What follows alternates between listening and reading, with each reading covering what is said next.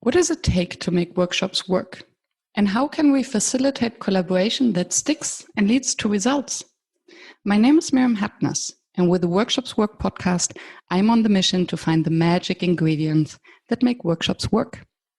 Today with me on the show is Júlio Maria Muhorro, and he is joining from Mozambique and sharing his wisdom about training and what there is to make learning experiences stick beyond the training room. So stay tuned. And by the way, if you don't have pen and paper at hand to take your own notes, why don't you visit workshops.work and download my free one-page summary. And now enjoy the show. Hello, Júlio. Welcome to the show. Hi, Miriam. I'm super happy to be here today. Yes, and you're calling in from Mozambique. Yes, in Southeast Africa. Wonderful. I think you're my first guest from Africa. Oh, really? Yes. Oh, Africa represented. Woohoo! Yes, finally. So excited. So now, no pressure. Do your best. We'll present the continent. Well, yeah, such a pressure. Well, let's start slowly with a warm-up question. Let's do this. What got you into training, and when did you call yourself a facilitator? Ooh, I guess, growing up, my mother was a teacher, so that was a huge thing. Education was just part of my childhood growing up. I really started to call myself a trainer only when I was in university. I became a lecturer assistant for 3 of my best teachers. So that's where I really started. And alongside with a friend, we created a technical vocational training program to serve underserved youth in Chimoio, which is a small city in Mozambique. That's when things really, make a shift. On, okay, it's official. I'm a trainer. Let's start doing this professionally. And where would you draw the line between training and education? If you say that you started as teacher and your parents are teachers. Yeah. So where's the shift to training? I think it was, especially when I was in university, I will have some really boring teachers. They will just come in and read the slides. And sometimes they will just go around and rumble about their lives. And I'll be like, seriously? I could be just reading those PDFs and, just having great grades. PowerPoint karaoke. Yeah, right. But then I will also have such great professors that, I will really feel bad for missing a class. I will really want to be there because they will just make sure that they were sharing so much knowledge with us and so much practical knowledge as well. And there was like, okay, so education doesn't have to be boring. You can really make it to be practical and useful and insightful as well. So would this mean that training is basically facilitated teaching, so you make it easy or facilitated learning? I love that definition. I'm going to use that. Hey. No, but sure, that's what it is. I guess that there's no point, especially if you are an adult, there is no point if you're learning something that is not going to be useful for your life, right? Either to facilitate your decision-making process, either to just make sure that you are emotionally on a good place to just operate and make decisions, or there are actually some key actions that you can take to elevate your life or your business. Yeah. Yeah, and then the role of a facilitator being the person who actually creates the space where people feel right. Because mentally ready to take these decisions. Yeah, definitely. I got a lot of questions around my company's name, Sharing Knowledge International. Oftentimes people think that it's, me, Júlio is the huge, big expert that knows it all. But in fact, I'm not. I just facilitate people remembering things that most of the times they already know, they just forgotten. Other times it's just, accelerating the whole process of them connecting the dots. And sometimes, of course, I bring some new insights, but usually it's just me facilitating that process, holding the space for those things to happen. So Sharing Knowledge International. Now I have to ask you about So if you say that it's not about you sharing knowledge, is it then about the groups sharing knowledge with each other, or is it a movement where you share knowledge with the world? It's actually a movement where I'm facilitating people sharing knowledge with each other, and also facilitating knowledge. Let's say it's in America, and I'm facilitating the knowledge to come to Africa, and knowledge from Africa to go to Europe. Just this interconnectedness and just sharing really what people know. Because I found that sometimes, even in Mozambique, right, I might be doing a training in Maputo and people really figure some stuff out. And then I go to, let's say, the northern Mozambique and people were struggling with knowledge that people from the south already got it, right? So just facilitating that interaction is really useful. There are a few questions coming up in my mind. Bring them in. Yeah. So one is, what is it about knowledge sharing that becomes different when it's within one group, as opposed to knowledge sharing, as you said, traveling from the US to Africa and vice versa? Because I think there's a lot of knowledge that also has to travel from Africa to the US or to Europe. So I guess when you are sharing knowledge within a close group, the first thing that I often do is just ensure that people feel safe enough to share, right? That's one. And also people feel safe enough to question that a knowledge is being shared, but also to embrace it. So that people are not resistant, even though they are within the same group, right? And most of the time it's just facilitating the conversation because people really end up doing the work. Now, when it comes for me to like share knowledge from one location to the other, I often operate as a filter around and making sure that, this knowledge is really useful for the local context, or at least just setting up the basis for people to do that by themselves, right? Because in the end of the day, I can bring the best knowledge in the world.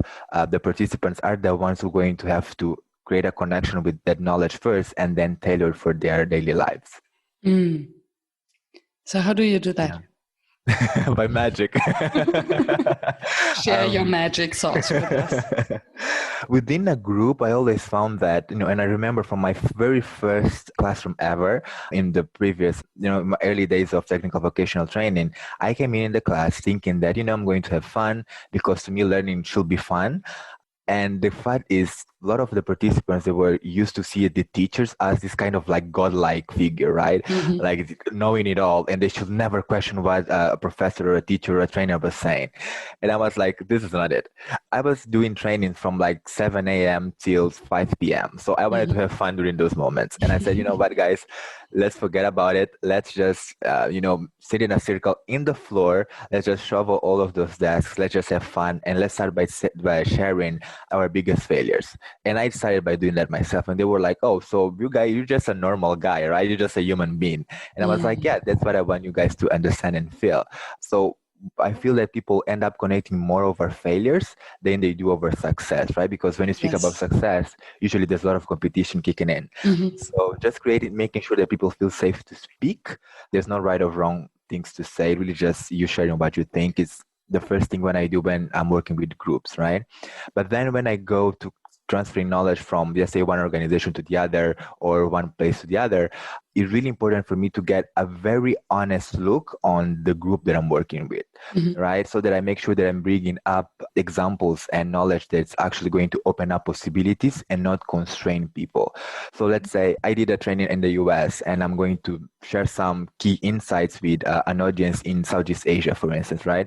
If I'm not careful enough to really understand my target group, I might bring an example. They're going to say, oh, it's easier for you to say because in the US, they have facilities to, or easy process to create a business. We don't have that in Southeast Asia, right? So instead of opening up possibilities, that's what I believe any trainer should do, creating constraint, right? So you have to be mindful of those things. Always know your target group and what really is going to matter to them. And what I hear is not only mental possibilities, but also possibilities that are actually related to the reality, to the resources that are actually available. Yeah, because everyone comes from a different background, right? Yeah. Some things will make a lot of sense in Africa, but wouldn't make in the US. I was just recording a different podcast around, what does it take to be an entrepreneur in Africa and what is it to have in the US? And the fun thing I was mentioned that in Africa, for instance, mobile money is a huge thing here. If you go to some countries like Zimbabwe, they don't even use physical money at all. At all, right? So there's something that in the US or even in Europe is not that common. People still are very attached with fiat money. I mean, right? Fintech was born basically in Africa. I think the very first country that had that was maybe Kenya 15 years ago or so, or 20 even. I'm getting old. So there is even one of technology that here is branded as M-Pesa. They started in Kenya and then went to Tanzania, to Malawi and all of African countries. But really just being aware of those contextual differences really makes a huge impact on how you're going to share your knowledge with people, right? Having that empathy and openness to learn. Yeah. And what I find interesting in what you're saying is two. One is as the way you're perceived as a trainer is one. So I worked both in West Africa and in Southeast Asia in Vietnam. And I encountered the same situation where I arrived there as a white lady with an academic title. And then everyone looks at me and waits for the answer. I'm like, no, I'm here to ask you questions because you know and I don't. And I would be interested in your experience to show this vulnerability, because I do agree that we connect better over failures. But on the other hand, I think it's a very thin line, especially as a trainer, to show vulnerability through failure and still not risk the respect of the group. Yes. And where is, in your experience, the difference to show this vulnerability in the cultural context? So in the US versus Africa versus Southeast Asia. Yeah, sure. So I remember having this conversation with my mother, really, because she was a great teacher. I remember when I was at school, people would always say, "Oh, your mother is such a great teacher." And I was asking her our way home, like, how you can be such a great teacher? Everyone comes to tell me that you're a great teacher. And she says, you know what? The main difference is that when I don't know something, I just say, you know what? It's such a great question. I don't have the answer yet. I'm going to go and look for it. Or if anyone in the audience have the answer, please just share. I would love to learn, right? So you are showing your trainees that you are a human being and you are willing to embark in a learning journey, right? And they immediately open up for your vulnerability, one, but two, that learning is a journey. No one has all the answers. It's your ability to constantly pursue those answers that really matter, right? And in my case, not only doing that, as you mentioned, sharing knowledge in Africa or in America or in Southeast Asia, but even because of my age, I'm super young. I'm 25 years old at the time of the recording. Yeah, and most of my students, they're way older than me, right? So the first thing that I notice is that you have to know what you're talking about, right? Of course, you don't have to know it all, but you have to have pretty good, solid track record on what you're talking about. So you have to know your business. That's the number one thing, right? You have to know your business. And even with that, you have to be willing to showcase vulnerability and failures, but make sure that you are showcasing or sharing what you've learned with it. So it's not just about going and making mistakes, right? It's not about just, falling with your face flat on the floor. It's about what you've learned with that process that people really, really value, right? And once you do that, people really get that, oh, it's okay for me to make a mistake as long as I'm learning something. My trainer did a mistake. It was huge. I even laughed about it, but then look at what he's learned, right? And that makes people really just connect with what you're saying as a trainer. Yeah. Once I had a mentor and he always said it's not about falling down or getting up. It's about minimizing the time between falling down and getting up again. Yeah. So, and he always asked, okay, if I had kind of a down, he asked, okay, how will you react in a year from now? Will you laugh about it? And if the answer was yes, then he said, okay, then start laughing about it tomorrow. Yeah, definitely. Because the entire year to start laughing about a failure is basically a waste of energy. If you know that in the future you will, start today. Yeah, start doing now, right? Yeah, I totally agree. And I was actually being asked, how can you be so young and be speaking about legacy and, knowledge and all those stuff you speak about? I was like, really, where did you learn all of those things that you know? And I believe that life is a learning experience. And the whole point of this is you shorten your learning curve. If you do that, you don't need 10 years to be called an expert, right? If you're really intense about your learning journey, if you really put yourself into it, you can have in 5 years the results that people spend even a lifetime getting those results. Yeah, if you don't get out there and dare to do stuff, then you don't get the experience. And then you can grow old without any experience because you basically lived on your couch. Yeah. I get that. And I read that you received a prize or nominated as amongst the 100 most influential youth in Africa. I mean, insane, right? Not in Mozambique, no, in Africa. Africa is huge, right? Yeah. What's the story behind that? I mean, how did you get there? To be honest, even today, I have to remind myself of that it really happened. To give everyone a context, there is an estimate that we have around 20 million young people in Africa. So to be called one of the 100 most influential ones and deep dive in one of the top 10 when it comes down to social business and philanthropy, it's insane. And really, it's Wow. fun. Yeah, it Okay, is. It can is. we just, okay, you're top 10 in social business and philanthropy. Yes. So you're Wow. not only one of the 100, you're one of the top 10. And I was like, okay, Congratulations. Kudos. thank you very much. Thank you. And I was, okay, I really need to step up my game now.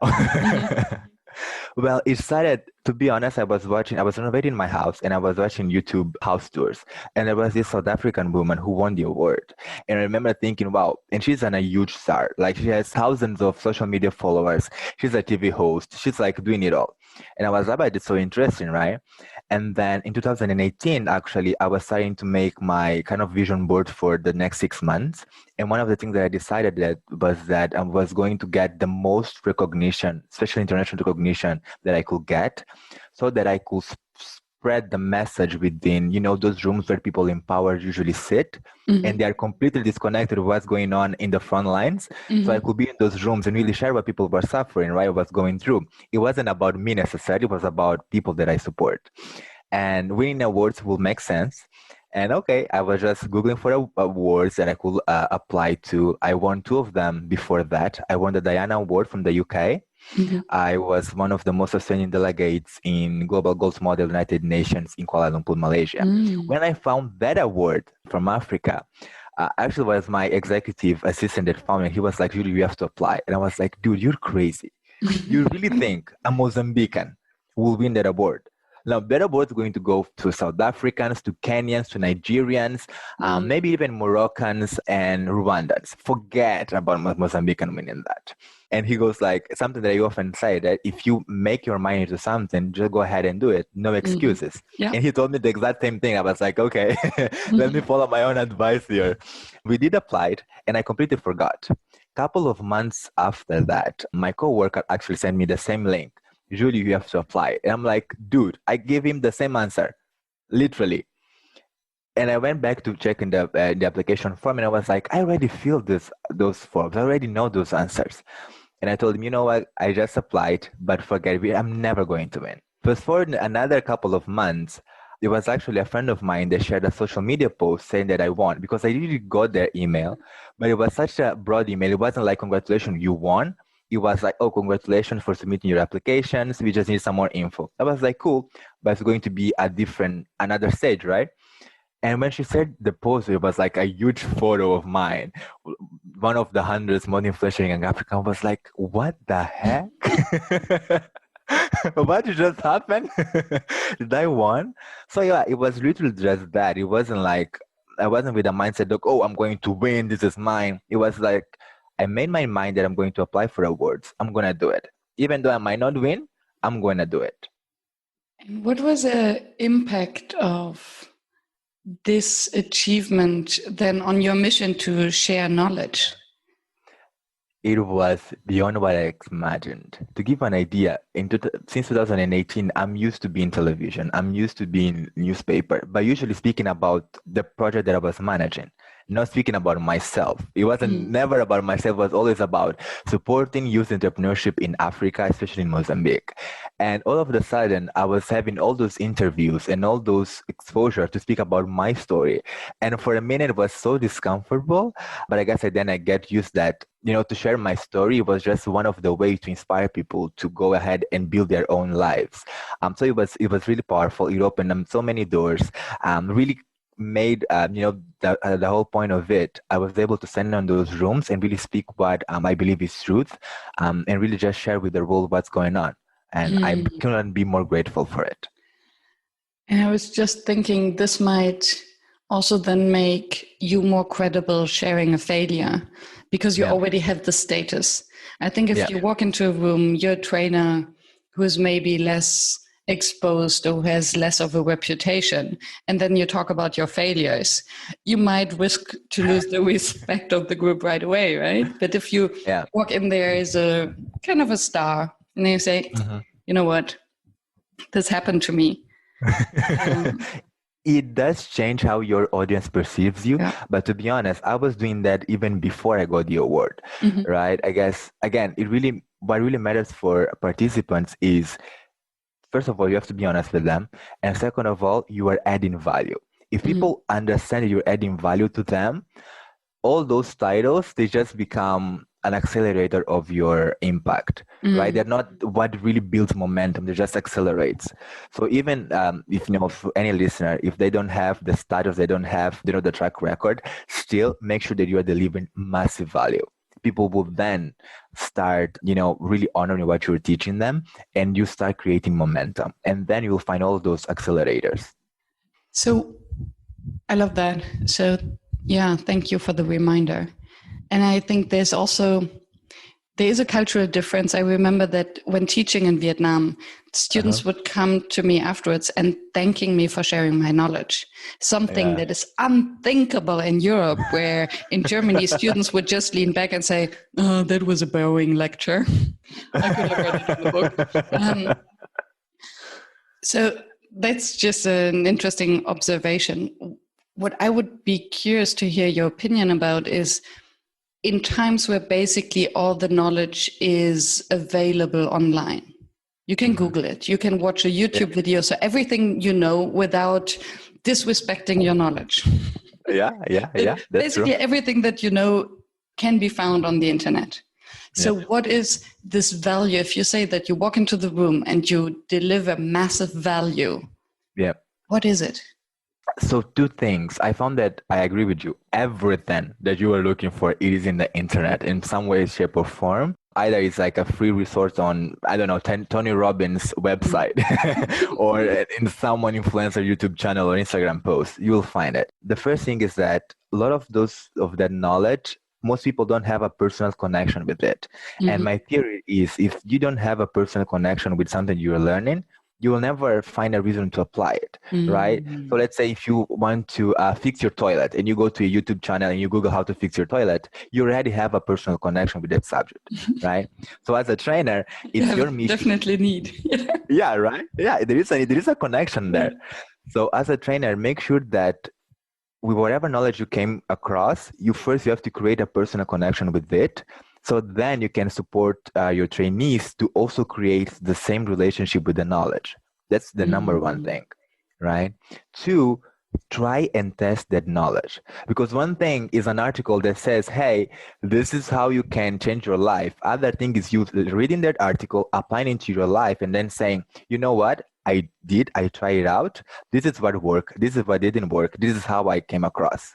Right? So really walk your talk or talk your walk really makes a difference to the training. And then just to give an example, and this is like the third point, I write articles on LinkedIn. And a lot of the times what I say is that I'm not going to just, vomit some management book that I read. My articles is not something that people can find on, a podcast interview or anything like that. I really go beyond, what business schools teach, what career development courses teach, and really share from my perspective what's important, for instance, to crafting strategies, right? And things that people will only know if they talk to me personally, right? So make sure that you put in your own personal touch and your reflection on something that is out there in the internet or something that you learn in a business school. That personal connection is the key thing. And I cannot hold back, but being very provocative. So please be. What is there that a 25-year-old can teach me about strategy?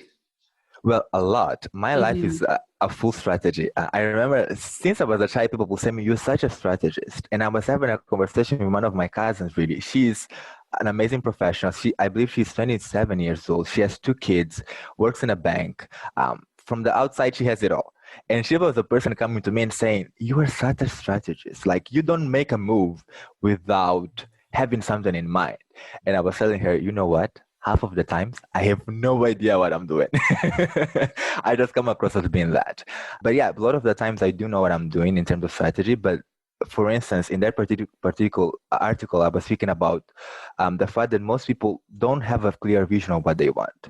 I mean, if you don't know what you want, and this is not some corporate BS that I'm talking about of you having all those crazy goals. But if you don't know, at least in general, what you are willing to fight for, you'll die for nothing, right? So make sure that you know what your vision is and what you are here for. Once you do that, it's time for you to understand that you are not here to take steps or take actions to make sure that that goal happens. Once you already know your vision, if you connect with your vision, in my mind, it's already a reality. It's just a matter of you accelerating time and space to catch up to make that happen. Does it make sense? Totally. Right? If you are in a mindset that this already happened, so how can I just accelerate that? You are moving beyond the limitation that, oh, I don't have enough resources, or, oh, I don't know what to do. Because it's not a matter of doing that. It's a matter of you understanding that it's done. How can I accelerate that? And if you don't know how to do it, you're just going ahead and find that knowledge. Simple as that. I love the simplicity in it. Yeah. And the pragmatism. And it reminds me a lot of a book that I'm currently reading, which is called Abundance. Yeah. I don't know whether you read it or heard about it. And it's actually quite old already. I think it's 2014. And what they say, it's we're always looking at scarcity. Everything is scarce. We don't have enough water. We don't have enough money. We don't have enough food. But it's actually not true. There is enough. Not at all. The problem is not scarcity. The problem is accessibility. Yeah. And that's what I hear in your words is, okay, as soon as you have a goal, it's not about, make it accessible. Yeah, it's really just that. And then when it comes to strategy, it's not just crafting it, it's you being able to recognize its impact, right? Mm-hmm. Most people, they tend to over-focus on the outcome itself. Mm-hmm. And they often mistake the progress, or they just overlook the progress that they're doing throughout the journey, mm-hmm. right? So I might not, for instance, my goal was to have 4 international awards in 2019. I got 3. I mean, in a practical way, did I meet my goal? I didn't. But wouldn't be way more, fun and gratifying if I'm just acknowledge my progress? Mm-hmm. I mean, 3 awards, and they're not small awards. It's such a huge stuff, right? So a lot of the times when it comes to measuring, we have the wrong measure for success, and we end up only just focusing on the outcome that we're looking for, that most of the times is wrong, and we forget about the progress that we made. So if you shift your mindset to focus on the progress, and then also making sure that you're creating the right measures for what you consider to be successful, you'll start understanding that you are way more successful than you believe that you were before. And then you'll be way more motivated to keep doing your work to reach your end goal. So how's that for 25 years old teaching something about strategy? I like that. I like this very mature, down-to-earth wisdom in it. That sometimes you don't need to overcomplicate. Right? Yeah. And you won't find that on a regular business, business management book or in a course. It's something that you will only find if you talk with the person, right? That's the whole point that I believe as a facilitator or as a trainer, you should make sure that you're giving to people your own personal experience with those subjects. Yes, and it's maybe a silly example, but for instance, if you're seeing this beautiful sunset, it's beautiful, you enjoy it. As soon as you take a picture of it and you post it somewhere, it becomes kitsch, right? Yeah. And with this kind of, I think, just wisdom, down-to-earth wisdom about strategy is, okay, put your vision out there and then believe in it and follow through. It's like when you read it as a quote on Instagram, it's just woo-woo. Yeah, literally, it is. But if you stand in a room and you explain the thoughts behind it and your experience with it, and you feel it and make it real for the people, then it's actually applicable knowledge. Yeah. So I think it's like the sunset. You need to feel it and be there. And that's what you said earlier on. Okay, if you want to learn something, you have to connect it to your own experience, but also with something that is connected to the lives of your trainees. Yeah, definitely. And also something that you also mentioned is just make sure that things are simple. As humans, we tend to overcomplicate things unnecessarily, right?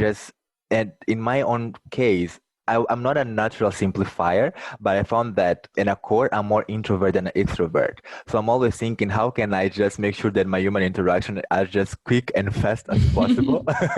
And how I cope with it was that by just delivering the max amount of value in the short possible time that I can ever make to make sure that the person goes on with something that they really enjoyed and is useful, and they don't come back for the same thing, right? So make sure that you are just simplifying things. You don't have to overcomplicate it. Make sure that they don't come back because they learned it at the first shot. Yeah, they learned. That was my own goal. That was my own goal when I started out. And it's very useful when I'm a trainer or a speaker, right? You are effective, you're straight to the point, and people get it, right? Yeah. And if they come back, they're coming back for a different challenge, not the same one. Hi, this is Andrew. I'm a facilitator and head of customer success at Session Lab, the dynamic workshop planner tool. More than 30,000 facilitators, trainers, and coaches use our workshop planner tool and save time and effort in the design process. So, how do they do it? Our drag and drop agenda builder makes it easy to transform your ideas into high-quality workshops, and the timing of your agenda automatically updates when you make changes. You can collaborate in real time with your colleagues and easily share professional-looking printouts with your clients. And if you need inspiration, you can check out our library of more than 500 activities and exercises and simply drag the ones you need right into your workshop agenda. So check out Session Lab to save time and effort in your workshop design process. And now get your first 2 months of Session Lab Pro absolutely free at sessionlab.com/workshopswork. I would like to come back to the knowledge sharing. Yeah. And I wonder what your perspective is on what is getting in the way of knowledge sharing. What makes it so complicated? That's a double-sided question. I believe we have to let's focus on the training part, right, as a student first, and then let's focus as a teacher, right, as a trainer. As a student, even, and I'm not out of that statistic, I'm also a student in many things. A lot of the time, we end up either questioning knowledge too soon or never questioning it at all, right? I often say that if you are a beginner, allow yourself time to try and test it before you question. You can question, the background of this knowledge, where this coming from, or what was the framework to even come up with this knowledge. That's great. But don't start questioning the results if you didn't even try to make it work, right? As a student, focus on that. You can question, so how did you learn that? That's a great question. But if you're a beginner, maybe it's not the right time for you to question if it's going to work or not. At least give you a try, right? That's one. The other thing is a lot of students, they tend to focus on the end product and where they are right now and in the progress again, right? So if you hear my story, you might think that, he was just born a natural trainer or a natural facilitator, and there was not heartbreaks or hard work behind it. But I'm telling you, for 6 months I was training from 7 a.m. to 5 a.m. no stop, 5 days a week non-stop. So do you imagine how many hours I got just for training, how many experience I got? It was super intense, right? So there's always so much hard work and smart work as well behind end product. So make sure that you not only look to the end product, but you look in the progress you are making as a student, right? That's why sometimes you read a book once, and when you read it twice, you get new pieces of information, right? Because you are already more in tune with the knowledge. So be open to that experience. As a trainer, I believe, and I criticize that a lot of trainers, they're very good at making sure that the 3 main outcomes of a training are met during the training, right? So the intellectual goals, the emotional goals, and pre-actionable goals, right? During the training, during the workshop, they're good at that. Most of them are very good at making sure that after the training, you're still meeting your intellectual goals, right? So you still be able to make decisions with whatever you learned at school or in a workshop. Few of them make sure that you are also achieving your emotional goals after the workshop. That's why most people feel super pumped up during a workshop. They're like, yes, I'm going to do this. And then when they go to the real life, they go like, what am I doing? It doesn't make sense. So, and very few, I will say this is like the 1% of trainers, they make sure that you not only have the intellectual object done after the workshop, the emotional object as well, but they actually make the action, the process of taking action super duper easy for their students. Right. So that is such a great setback on knowledge sharing, because as a student, they will go to your workshop, they'll learn something, they will love it, and then they go to their lives and they're like, what am I doing? What's the point of all this? Or how can I really take that knowledge that I learned and make it to practice? And if you put it on a long term, people start building resistance toward knowledge that's very useful, because when they try to validate, they got the insight that this knowledge isn't useful, or that, oh, this workshop is only useful at 10% and not 100% as you were expecting as a trainer. Or maybe they're just not ready for this change emotionally, because learning something is by definition a change, right? Yeah. Especially if you're learning something that is useful, that you want to apply in your life. This means that after the training, in the best case, you behave differently than before. Yeah. This means a change. So if you're emotionally not ready to incorporate this change, to actually allow it, I've never seen it like that. Thank you. You're welcome. So it is a mind changer, right? Knowledge to have. Yeah. Yes. So what are you doing in your training to make sure that this emotional knowledge gain remains after the workshop? A few things that you can do. One is having accountability partners, or invite your students to have accountability partners, but make sure that they know what being accountable means, right? So it's not just about having students ask themselves, oh, did you do this task? It's way more than that. They have to create a personal relationship, right? It's them understanding each other, knowing each other, and working with each other. And you can do that during the training, so that after the training, they still have the sort of like same connection going on. This is one of them.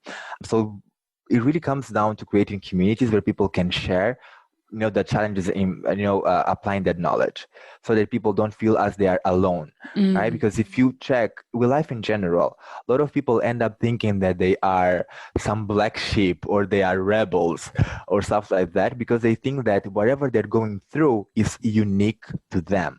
And if you stop to actually research whatever you're going through, chances are you're not the first person going through it. Someone solved your problem already, right? So you don't have to go to your journey alone. And I guess, and I understand, right? A lot of the things are embarrassing, a lot of the things we don't want to share. But if you go to social media, everything is positive, everything is great, right? Which is not true. Our human experience are built with highs and lows.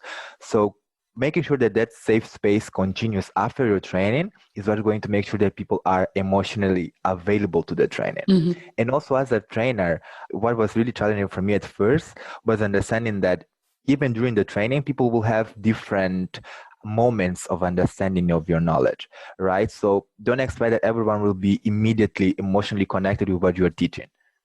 Right? Some people will need time. And as a facilitator, it's your role to support them in their journey so they're more ready to learn about whatever you're sharing. And allow them to don't feel connection at all. That's also valid, right? And with due time, the connection will happen. But just make sure that you are there and you are open. Your students know that they can come to you to ask questions. Yeah, and sometimes it just, as you said, it takes time. And the light bulb moment might happen after the training only. Oh yeah. And it's not necessarily, doesn't have to be like a formal learning setup. I remember when I was just managing a program. So I've been a project manager for a few years before being a program manager, and the program director was kind of like explaining me a strategy to deal with stakeholders, and she was trying hard and giving me different examples, and I was like, you know what, I'm not getting this. So let's just go over with it. I'll do exactly as you said. And give me like a few days for me to reflect after the results, and then I'll come to you and see if I still have questions. Just by doing that, I saved tons of time on both of our lives. And yeah, after me actually going there and implementing, I really got what she's speaking about. It was something about a lot of corporate clients, they really want to have personal connections with their service providers, not necessarily just corporate setups. And I was like, doesn't make sense, but it makes a lot of sense. But I was only able to connect with the knowledge after I tried it out. So something easy as that, even as a student, you being, you know what, I'm not understanding it. Let's go ahead and do it. I'm going to stop and reflect later. And I think one easy tool that we don't use often enough is the right here, right now thing. Yeah. So if you learn something and you want to incorporate it, then try it out immediately. Because if you wait for Monday, you'll never do it. Right? No, you will okay, lose I all the changed my life motivation. and I start on Monday. This Monday will never come if you don't start applying it. Right? So maybe it's about just designing a small exercise where you can actually apply it immediately and have this learning momentum and share it with an accountability partner. Yeah. And also allow yourself to reflect as a student. Yeah. Even as a facilitator, allow yourself reflection moments intentionally, right? And I often don't do it looking for a specific outcome. I just set some time to think. Yeah. I might be thinking about, I don't know, my niece's dog was barking. You can start with something like that to the point where, that conversation with women was really insightful. I learned this, and that. Something that during our conversation, I'm not picking it up, right? It's been a lot going on. We are sharing so much information. But if I set up a few minutes even to just think about our conversation without looking for specific things, just thinking about it, that's when knowledge comes up. That's when insight comes up. Yeah. I recently heard that puzzling apparently is very healthy for that. That by putting together the puzzle pieces, you magically make connections in your brain that you also put together the puzzle pieces in your brain. But it's still on my bucket list. I haven't puzzled for years. What is your favorite exercise? Talking about puzzles. And then this, right? So what's your favorite exercise for a group? One exercise that I found myself doing way too many times, to be honest, is an exercise that I created to train people from Angola and Sudan, Angola and Mozambique at the same time. And even though for people who doesn't know, Angola and Mozambique both speaks Portuguese, but we couldn't be more different in terms of our culture, things that we value. So I created this exercise that people will use an avatar, like a drawn avatar in paper, and they will write down the number one thing that inspires them in their lowest moment. So this is not the kind of like quick fix. It's when they are down, when they want to quit, when the world is a mess, they don't want to have anything to do with it. What do they focus on to keep them going? This could be a song, this could be a person, a quote, whatever it is, as long as it's really important and powerful to them. And then in a circle, they go ahead and share what that thing is, right? And I've found myself almost crying every single moment when I do this exercise. It's so powerful. People get so vulnerable after something that is so great. They end up thinking their parents, they end up thinking things that you will never even imagine. And people end up realizing that there is so much inspiration within us. And I often say in the end of the exercise that if by any moment in your life, especially if you're an entrepreneur, and I coach a lot of entrepreneurs, if you find yourself trying to quit, focus on that thing that inspires you. And if that doesn't work, let's say it was 10 people doing the exercise, now you have another 9 reasons to not quit. And that's so powerful. And I keep just using it. I love it. I'm having goosebumps just by explaining the exercise to you. Yeah, I like that. And I can see it as a kind of closing exercise. You can do it as a closing. You can do it at the beginning. If it is a long workshop, like this was a 4-week training. So if you really don't want people to drop out, focus on that. They will, if they're thinking to drop out, they'll be like, oh, I'm doing this for a reason, right? Sometimes they'll speak about their children or their mother, the parent, or just that no one believed in them for every single day in their lives, and now they're doing this to prove them wrong. Whatever it is, it's not your role to judge, just to witness and honor that.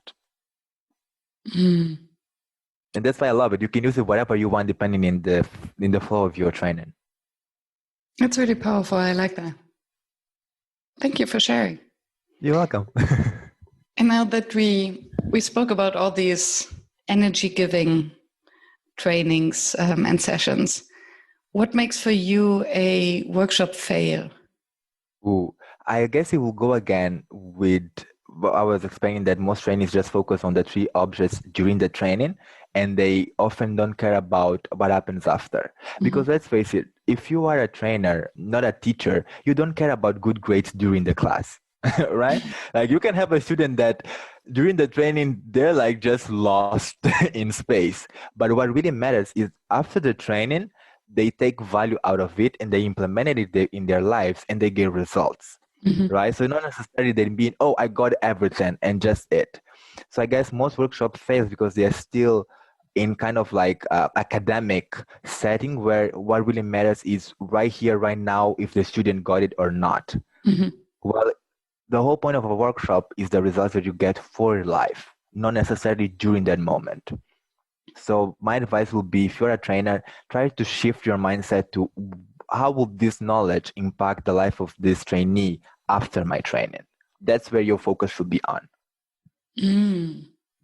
And how do you think would this mindset shift translate in a shift in the design of the training? Ooh, that will change because you will start, even before drafting any training, you will start focusing on your target group. So I remember even when I was delivering my first one, and we were actually doing it as a market research type of thing to get an understanding of what type of courses people will be more drawn to. And I remember when we were starting out, I was super duper on marketing. I believe the marketing was the thing. There is personal marketing, business marketing. It's just marketing. To my surprise, and I'm not saying this lighthearted, but my surprise, we did over 500 interviews with people. Really, we will sit down with people and connect with them and understand their background and everything, right? And only around 3 people out of 500 were interested in marketing. And I was sitting with my co-founder like, what's wrong with people? Can you imagine this disappointment? What? I was heartbroken. Don't you get it? Like, yeah, don't they get them? Marketing is the thing. And it wasn't. Now for my target group, it wasn't. They were more interested in HR, in basic English, IT. So I had to make a tough decision to really put myself aside and really focus on what my potential students who really wanted to. And that was really one of the main reasons why our courses were so successful, because we were really focusing on how people wanted and how we could then support them into achieving that. And also it was related during my session, right? I told you a story that in my first session, I had to completely forget my session plan to just make sure that everyone was on the same page, willing to share and learn and really go together with this journey. So again, really focusing on our client. And this even goes beyond everyone has a set of favorite tools, right? But your tools are not going to help your customer, that is your trainees, right? To achieve their goals. Maybe you need a new tool. And if you have to go ahead and learn this tool, it's okay.